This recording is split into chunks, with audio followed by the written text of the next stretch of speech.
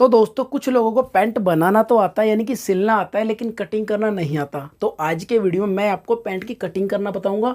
बहुत बारीकी से एक एक पॉइंट को डिटेल में एक्सप्लेन करूंगा। यदि आपने वीडियो पूरा देख लिया तो आप भी सिंपल तरीके से पैंट की कटिंग करना सीख जाएंगे। अब बारीकी से समझे कटिंग करनी किस तरीके से।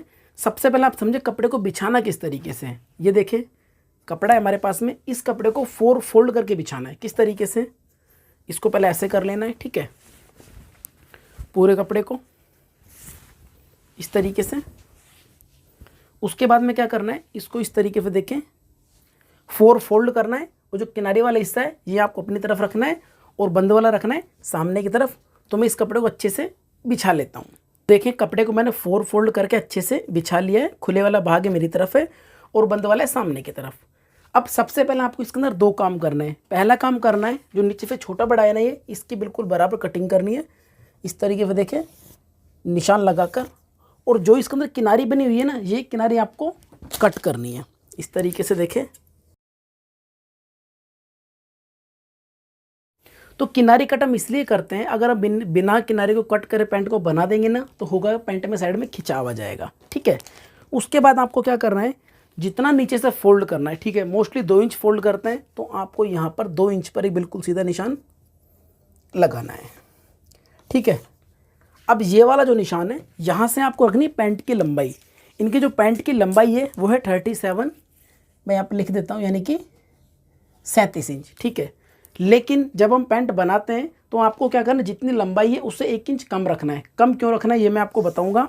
तो 37 की जगह मैं रखूँगा 36 इंच, यानी कि 36। यहाँ पर आपको बिल्कुल सीधा निशान लगाना है इस तरीके से।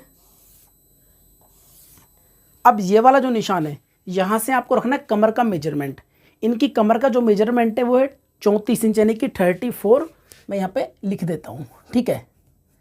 अब ध्यान से समझे कमर का साइज कितना है 34 इंच, और कपड़ा हमारे पास में 4 फोल्ड है। तो हम 34 का चौथा हिस्सा ले लेंगे। ये तो कमर का मेजरमेंट हो गया।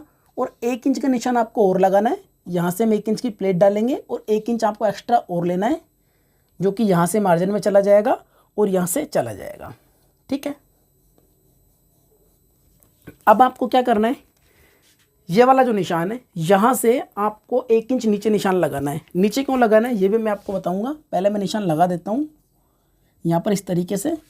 जब कभी हम पैंट बनाते हैं ना तो आपको क्या करना है, यहाँ पर 1 इंच नीचे निशान लगाना है। क्यों लगाना है, इसका रीज़न ये होता है कि यदि हम इसकी बिल्कुल सीधे की कटिंग कर देंगे ना यहाँ से, तो होगा क्या, पैंट की प्रॉपर फिटिंग नहीं बन पाएगी। जो बॉडी जो स्ट्रक्चर होता है ना वो अकॉर्डिंग टू बैक का जो स्ट्रक्चर होता है थोड़ा सा भारी होता है और फ्रंट वाला हल्का सा इस तरीके से डाउन में होता है। यानी कि आपको 1 इंच डाउन में रखना है, ठीक है। फिर इसकी कटिंग करनी है तो होगा क्या, फिटिंग एकदम प्रॉपर बनेगी, ठीक है। अब कमर का नाप मैंने आपको लगाना बता दिया। अब बात करते हैं आसन की, कि आसन का साइज हम किस तरीके से निकालते हैं, ठीक है। अब आसन का साइज जो होता है परफेक्ट तरीके से कैसे निकालते हैं, ध्यान से समझे। जितना भी हिप का नाप होता है उसका आपको चौथा हिस्सा लेना है और उसमें 2 इंच प्लस करने हैं। इनका जो हिप का मेजरमेंट है वो है 36, मैं यहाँ पे लिख देता हूँ, यानी कि 36 इंच, ठीक है। अब 36 का जो चौथा हिस्सा बनेगा वो बनेगा 9 इंच, ठीक है। अब ऊपर वाला जो निशान है यहाँ से आपको 9 इंच पर एक निशान लगाना है, ठीक है, और 2 इंच इसमें प्लस करना है। समझ गए। एक बार मैं फिर से एक्सप्लेन कर देता हूँ। पहले इस निशान को मैं पूरा इस तरीके से लगा लेता हूँ, ये देखें। अब वापस से ध्यान से समझें, जो क्रोच एरिया होता है ना कि आसन, उसको हम परफेक्ट तरीके से कैसे निकालते हैं। जितना भी हिप का साइज है उसका आपको चौथा हिस्सा करना है और उसमें 2 प्लस करना है, ठीक है। साइज चाहे कोई भी हो, मान लो आप किसी का हिप का साइज 40 है, 45 है, 50 है, फॉर्मूला सेम रहेगा। आपको चौथा भाग करना है, 2 इंच प्लस करना है। अब इनका जो साइज़ था 36 36 था, तो मैंने 2 उसमें प्लस किया तो बन गया 11 इंच, ठीक है। क्योंकि 36 का चौथा इंच 9 होगा और 9 में 2 जोड़ूंगा तो बनेगा 11। तो 11 पे मैंने निशान लगा दिया, ठीक है। अब बात करते हैं थाई की। यहाँ पे रखेंगे हम थाई का मेजरमेंट। इनकी जो थाई का मेजरमेंट है वो है 22 इंच और 22 का हाफ बनेगा 11। तो आपको सिंपली यहाँ पर 11 इंच पर निशान लगाना है, ठीक है। अब बात करते हैं बॉटम की, कि बॉटम हमें किस तरीके से यानी कि निशान लगाना है बॉटम का, ठीक है। मोस्टली बिगिनर्स क्या करते हैं, जैसे इनकी जो बॉटम का जो साइज़ है ना वो है 12 इंच, ठीक है, यानी कि 12 इंच। बिगिनर्स क्या करते हैं, जैसे 12 का हाफ बन गया 6, तो यहाँ से 6 पे निशान लगा के इधर मिला देते हैं। ये तरीका थोड़ा सा गलत हो जाता है। परफेक्ट तरीके से बॉटम कैसे निकालते हैं, ठीक है, यहाँ से जो भी साइज़ आपका बन रहा हो, जैसे 11 बन रहा है ना, तो आपको यहाँ पर भी 11 इंच पर ही निशान लगाना है इस तरीके से, ठीक है। अब 11 का जो सेंटर है वहाँ पे आपको निशान लगाना है। 11 का हाफ बनेगा 5.5, तो आपको 5.5 पर इस तरीके से निशान लगाना है। अब ये वाला जो निशान है ना, यहाँ से आपको बॉटम रखना है। बॉटम कितना है, 12 इंच, 12 का हाफ बन गया 6 इंच, तो आपको सिंपली क्या करना है, इस तरीके से रखना है। 3 इंच पर इधर निशान लगाना है और 3 पे लगाना है इधर, ठीक है, इस तरीके से। अब इन दोनों निशानों को इस तरीके से मिलाना है। ये वाला जो निशान है ये आपको इस तरीके से इसमें मिलाना है,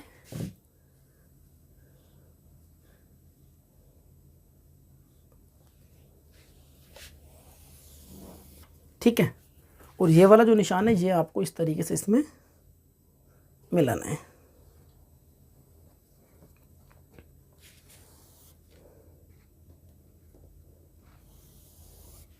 ठीक है, अब बात करते हैं यहाँ पे जो हम गोलाई देते हैं ना क्रोचेरी की, उसका निशान किस तरीके से लगाना है।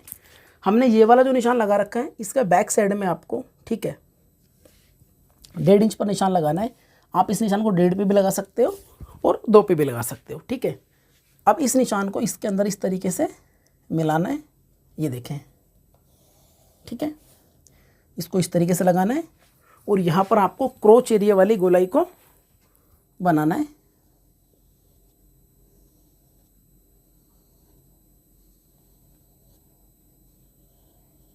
इस तरीके से, ठीक है।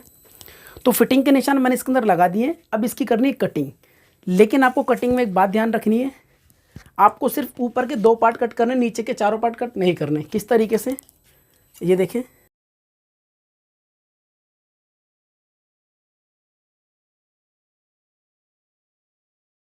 आपको सिर्फ और सिर्फ इस वाली साइड से चारों पार्ट्स कट करना है। इस तरीके से कटिंग करने के बाद क्या करना है, इस कपड़े को इस तरीके से देख के ओपन करना है, ठीक है। उसके बाद में आपको 2-2 इंच की दूरी पर इसमें निशान लगाना है। इस तरीके से देखें, यहाँ पर लगाना है, ठीक है। सेम निशान आपको यहाँ पे लगाना है 2 इंच पर, ठीक है, और सेम आपको लगाना है यहाँ पर, और एक निशान आपको ऊपर की साइड लगाना है 2 इंच पर, ठीक है। अब ये वाला जो निशान है ना, ये आपको क्या करना है, इस तरीके से तिरछा लगाना है, ठीक है। ऐसे सीधा बिल्कुल नहीं लगाना, तिरछा लगाना है। लगाना क्यों है ये मैं आपको अभी एक्सप्लेन कर देता हूँ। पहले इन निशानों को मैं कंप्लीट लगा लेता हूँ, ठीक है। इसको मैंने यहाँ मिला दिया और ये वाला जो निशान है इसको इसमें इस तरीके से मिलाना है,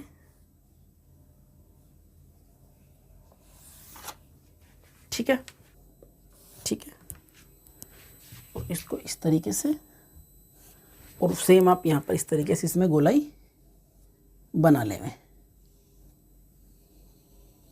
ठीक है। अब समझे ये वाला जो निशान है ना, मैंने तिरछा क्यों लगाया है, ठीक है। तिरछा निशान हम इसलिए लगाते हैं, कई बार एक समस्या होती है ना पैंट में, यहाँ पे आसन में झोल आता है या खिंचाव आता है। उसका रीज़न क्या होता है, हम इसको बिल्कुल सीधा कट कर देंगे ना, तो होगा क्या, हमारा जो बैक वाला पार्ट होता है ना वो अकॉर्डिंग टू फ्रंट थोड़ा हैवी होता है, ठीक है, और जो बॉडी स्ट्रक्चर होता है वो भी इस तरीके से हल्का सा डाउन में होता है। मैं भी कोई पैंट मेरे पास में बनी हुई होगी तो मैं आपको प्रैक्टिकली उसमें समझा दूंगा। ये देखिए पैंट इस तरीके से रखी है, ठीक है। अब आप इसके अंदर एक बात को नोटिस करें कि ये बिल्कुल इस तरीके से सीधी नहीं है, इस तरीके से, ठीक है, ये हल्की से इस तरीके से देखिए डाउन में, ठीक है।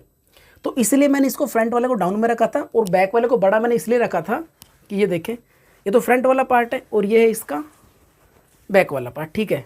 तो ये देखें, ये इस तरीके से जो बैक वाला पार्ट होता है ना हल्का सा भारी होता है। अगर मैं इसको इस तरीके से बड़ा रखूँगा ना, जैसे मैंने इसमें रखा है, तो ये बिल्कुल ऐसा बराबर आ जाएगा इसके, ठीक है। अगर मैं ऑलरेडी इसके बराबर कट करूँगा तो क्या होगा, पहनने के बाद में इस तरीके से नीचे चला जाएगा और यहाँ पर जो आसन होता है ना, यहाँ पर झोल बन जाएगा। इसलिए आपको क्या करना है, ये वाला जो निशान तिरछा लगाना है और इसको पहले जो मैंने 1 इंच में डाउन रखा था वो रखना है और उस बाद में इसको 2 इंच ऊपर निकाल देना है। मैं उम्मीद करता हूँ आपको समझ में आ गया होगा। उसके बाद में आपको इस निशान से करनी इसकी कटिंग।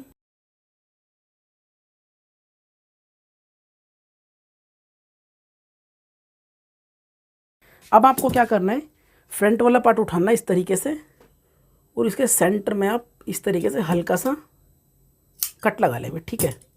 उसके बाद में क्या करना है आपको, यहाँ पर प्लेट डालनी है। प्लेट किस तरीके से डालनी है, 4 इंच तक इस तरीके से निशान लगाना है, ठीक है। और प्लेट की जो शेप होगी वो होगी इस तरीके से, ठीक है। तो देखिए प्लेट के निशान मैंने लगाना भी आपको बता दिया है। अब ये जो बच्चा वाला कपड़ा है ना हमारे पास में से, इसमें से आप पॉकेट कटिंग कर सकते हो। बहुत सिंपल है, कपड़े को इस तरीके से डबल फोल्ड करना है, ठीक है। और इस तरीके से यहाँ पे गोलाई देनी है। पॉकेट का जो नॉर्मली साइज होता है वो होता है 12 से 15 इंच, तो आपको सिंपल इस तरीके से कट करना है। तो देखिए पॉकेट की कटिंग भी मैंने कर दी है। अब आप एक बात को ध्यान से समझे, जिस तरीके से मैंने आपको पैंट की कटिंग करना बताया, आप भी इसी तरीके से पैंट की कटिंग करोगे ना तो आसन में खिंचाव कभी भी नहीं आएगा। तो मैं उम्मीद करता हूँ आज का वीडियो आपको बहुत पसंद आया होगा। यदि आप मुझे कमेंट करोगे तो अगले वीडियो में इसकी स्टिचिंग का बना दूंगा। अगर वीडियो पसंद आई है लाइक करें, सब्सक्राइब करें। Thank you so much.